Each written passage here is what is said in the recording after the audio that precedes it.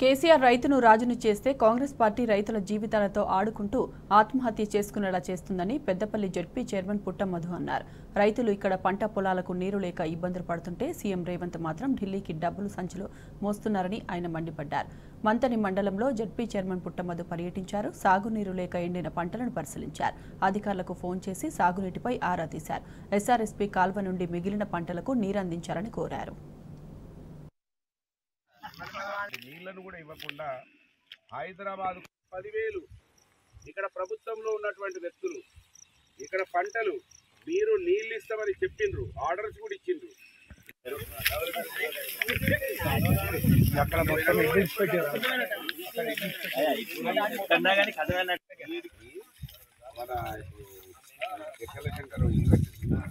ఇప్పుడు ఎల్లంపల్లి మాకు 2 TMC allocation కదా, మరి 1 TMC 1.5 TMC ఇంకా మాకు రావాలి కదా. ఎల్లంపల్లిలు ఉన్నాయి కదా, హైదరాబాద్ కోసం అని ఆపారట మీరు.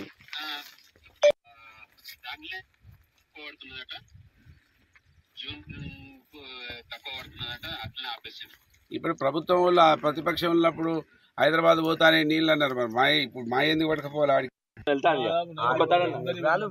సగం వెళ్ళింది కదా, సగం ఒక్క తరం మిత్రం